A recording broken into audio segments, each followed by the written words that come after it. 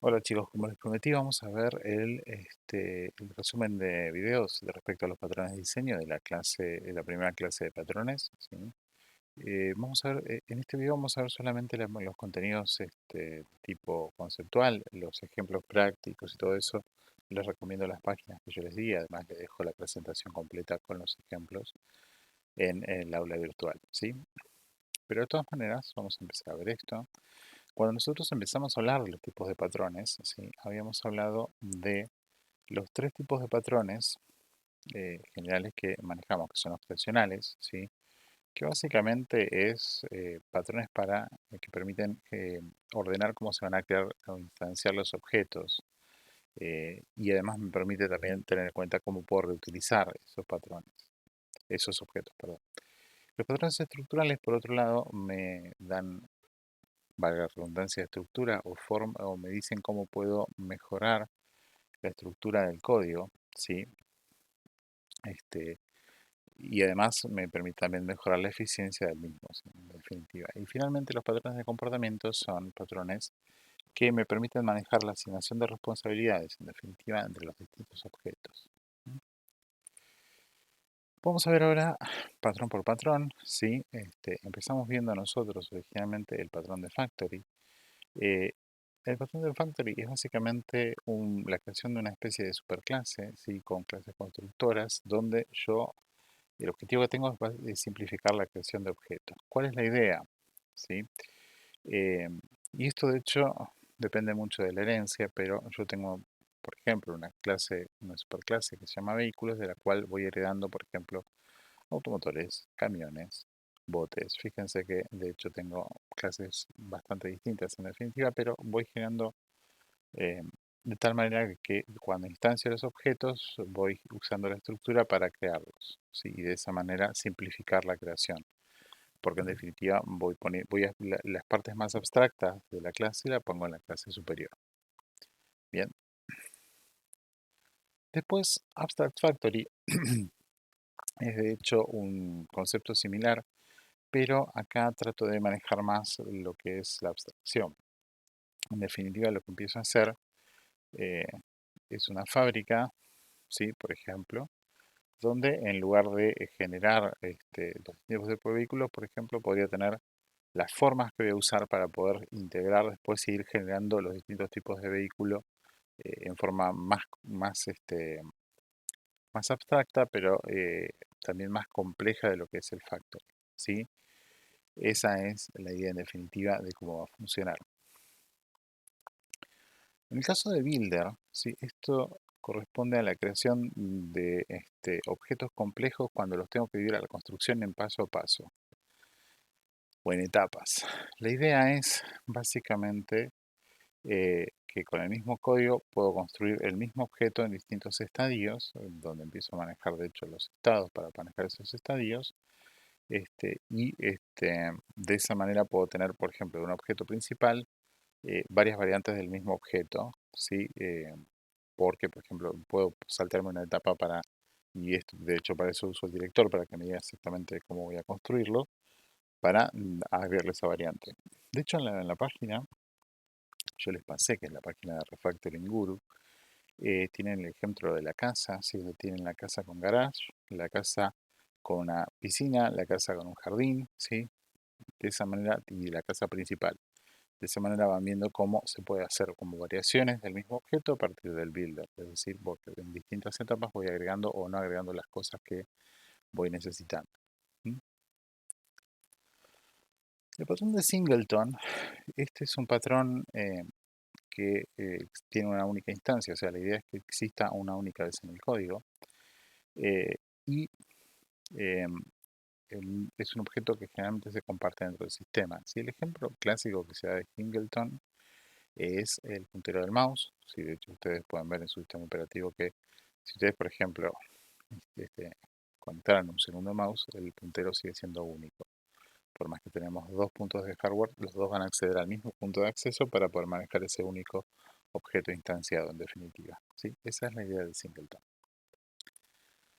Prototipo, esto es cuando Y yo trato de utilizar objetos ya existentes y duplicarlos, clonarlos de tal manera de poder simplificar la creación de los objetos o instanciación de los objetos en memoria. La idea es básicamente que una vez que genere el primer objeto empiece a usarlo y replicarlo cuando, en el caso de que lo necesitara, ¿sí? Este, esa es la idea de a nivel técnico es bastante simple, o sea, a nivel conceptual es bastante simple. Sí, es un concepto de clonación en definitiva. ¿Mm? Bien. Cuando empezamos a ver patrones estructurales, vimos primero el patrón de adapter y la idea del adapter, y esto es interesante, es si, de hecho pasa bastante con cuestiones de reutilización de código, sobre todo cuando estamos trayendo quizás un objeto, perdón, una clase de un proyecto previo o que no es 100% compatible con lo que es el proyecto actual, es que tenemos este objeto que por ahí nos sirve para resolver un problema, pero no lo podemos utilizar en el código por cómo está estructurado actualmente. Y con el adapter lo que se hace es justamente manejar los mensajes que maneja, es decir, los métodos de los mensajes que recibe para poder este, activar sus métodos o los mensajes que envían para poder activar los métodos de otros objetos. Entonces meto esta clase intermedia que es adaptador para poder transformar esos mensajes y poder utilizarlo, ¿sí? De hecho se pueden usar varios adaptadores, pero a medida que más adaptadores se uso tengo que tener en cuenta que más se complejizo el código y a veces eso puede traer otros problemas.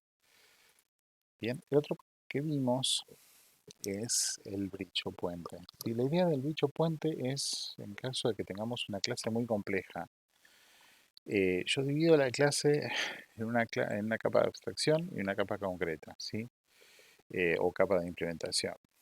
De hecho, de vuelta me voy a referir a la página que les di de ejemplo, pero da un ejemplo bastante claro. O sea, si yo tengo, por ejemplo, un caso donde quiero que los objetos que se generen sean círculos rojos, círculos azules, cuadrados rojos y cuadrado azul, quizás no me conviene tanto hacer una herencia donde genero un objeto inicial que es la forma y después que herede el círculo rojo, el cuadrado rojo, el círculo azul, el cuadrado azul, sino generar este, dos clases distintas. Y estas es efectivamente las clases que van a generar el puente, que es por ejemplo la forma y el color, donde tengo una agregación de una a la otra y después tener, por ejemplo, la generación de los círculos y el cuadrado en uno de los pilares de forma y en el pilar de color generar los colores y después cuando